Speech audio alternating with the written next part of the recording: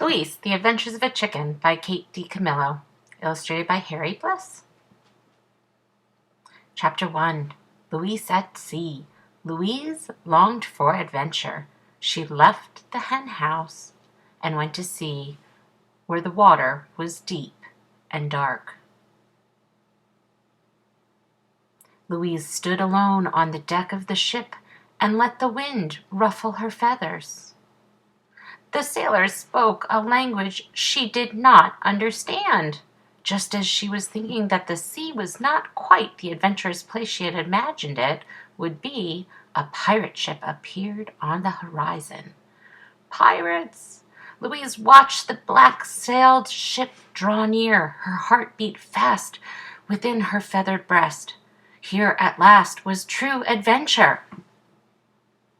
The pirates boarded the ship and helped themselves to everything that was not nailed down. This included Louise. "Look!" shouted a one-armed pirate. "I have found a chicken!" He held Louise up high over his head. "Fricassee the chicken! Fricassee the chicken!" shouted a pirate with extremely dirty hair. "No, no, the chicken! She must be fried!" said a gold-toothed pirate. The pirates argued heatedly about how best to consume Louise. Listening to them made Louise's heart beat alarmingly fast in her feathered breast. "Stewed!" shouted one pirate. "With dumplings!" said another. "Who cares?" shouted a third. "Let's just cook her." The pirates were still arguing when a storm began to brew. The wind howled, the thunder boomed, rain crashed down. The ship was tossed about on the high seas until it cracked in two and began to sink. Louise saved herself by clinging to a piece of timber. She floated past the pirate with dirty hair. He reached out to her with both hands. "Fricasseed," he said. And then he disappeared into the mysterious ocean depths. The wind stopped howling. The sea became calm. The sun rose. Louise used her wings to paddle. As she worked, she thought often and quite fondly of the warm, dry hen house. On her 7th day alone at sea, Louise spied land. She guided her makeshift craft to shore and hopped all the way back to the farm. She arrived just in time for dinner. "Where have you been, Louise?" asked an old hen named Monique. "Oh, here and there," said Louise. She hopped past Monique. She went into the hen house and settled down in the straw. She tucked her beak beneath her wing. She closed her eyes, and there, safe in the warm hen house, Louise slept the deep and dreamless sleep of the true adventurer. Chapter 2. Louise High Up High. Still, Louise longed for adventure.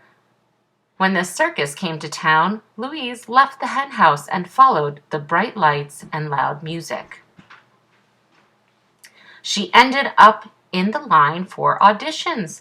What is your act?" the ringmaster asked. Louise flapped her wings. She clucked. "No, no," said the ringmaster. "What is your act?" Louise strutted back and forth. "Now see here," said the ringmaster. "If you want to join the circus, you must have an act." "But mon chéri," said Mitzi the aerialist, "look at her. See how she moves. She is meant, of course, to be on the high wire." The high wire was actually quite high. Louise walked its length carrying a pink umbrella in her beak. Far below, the people clapped and cheered. Louise looked down at the world and was charmed to discover that everything had become very small. However, too soon, walking the high wire with a pink umbrella became rather mundane, and Louise found herself longing for a little excitement. It was then that the lion got loose. Louise's heart beat fast within her feathered breast. Here at last was true adventure. She became so excited that she dropped the pink umbrella and lost her balance. She teetered. She tottered.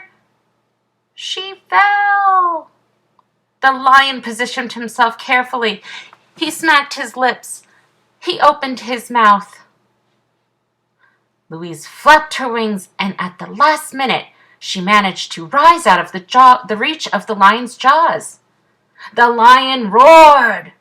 The audience cheered. Louise, her heart beating much, much too fast in her feathered breast, landed on the ground and started to run. Ahead of her, she spied a clown. She leaped atop his head. The clown put on his hat, covering Louise. Safe in the clown's wig, hidden beneath his hat, Louise thought of the henhouse and what a quiet, spectacularly lion-free place it was. She decided it was time to head home. "Goodbye, my sweet Cocovan," called Mitzi as Louise left the circus. "Goodbye, my darling, darling chicken." "But you can't leave," the ringmaster said. "We have just designed a most unique and death-defying act." Louise ignored him. She hopped down the road toward home. When she arrived back at the farm, Monique said, "What have you been doing, Louise?" "Oh, this and that," said Louise. She hopped past Monique and went into the hen house. She settled herself comfortably in the straw. She tucked her beak beneath her wing. She closed her eyes, and there, safe in the warm hen house, Louise slept the deep and peaceful sleep of the true adventurer. Chapter 3. Louise Unbound. But Louise continued to long for adventure. She left the hen house and journeyed to a land far away, where she discovered a fabulous bazaar. Louise strolled the length of the market, admiring the plump tomatoes and the green asparagus, the winking jewelry and the colorful cloth. The vendors called out greetings to her, and Louise nodded politely in return. Inside a dusty purple tent, she held out her wing to a fortune-teller who examined the feathers closely and said in a heavily accented voice, Yes, I see much adventure. I see the crossing of the seas and the walking of the wires. Also, I see the dark stranger." Louise didn't think much of this fortune, but she nodded her thanks and left the tent, where she immediately met a tall, dark stranger who swept her up off her feet and shook her very hard. The man yelled at her. Louise couldn't understand what he was saying, but it was obvious that he was quite angry. Her heart began to beat fast in her feathered breast. The man carried Louise away by her feet. Here, at last, was true adventure. He put her in a cage that was full of other chickens and locked the cage tight. Louise was being held against her will. She was a prisoner. The other chickens did not seem to be aware of the injustice. Louise tried to rally them. "Chickens do not belong in cages," she told them. They looked at her. "Chickens must roam free," she said. The other chickens turned away from her. Louise twisted her head out between the wires and examined the lock, and then she set to work picking it. Above her, the sun burned high in the sky. As she worked, it slowly began its descent. Finally, at dusk, Louise's patient work paid off, and the lock fell open with a creaky sigh. "We are free," said Louise to the other chickens. The news appeared to stun them. "Free," said Louise again. She hopped to the ground and gestured to them to follow her. One by one, the other chickens left the cage. An old mud-colored hen pecked at the hard-packed earth and gave a tentative cluck of pleasure. Two gray hens gazed up at the twilight sky in wonder. Looking at them, Louise felt a wave of longing. She missed suddenly her sister hens. She missed the hen house. She wanted to go home. And so she headed west, back to the farm, At the end of her long journey, Monique was there, waiting for her. She said, "Oh, Louise, where have you been?"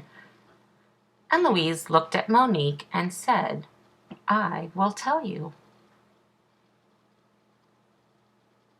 Chapter 4. And she did. The hens gathered round. They trembled as Louise told them of her adventures on the high seas. They murmured in alarm as she described the lion. They clucked in disapproval when they heard of the imprisoned chickens. And they listened. As they listened, their hearts beat fast, fast within their feather breasts. They said, "Oh, heavens, Louise!" They said, "My goodness, Louise!" They said, "What true adventures you have had, Louise." "Yes," said Louise, "I have." And when she was done with the telling, she settled down in her nest and tucked her beak beneath her wing. Her sister hens did the same. Outside the henhouse it began to rain, and inside the henhouse, safe and warm, all the chickens slept the deep and dreamless and peaceful sleep of true adventurers.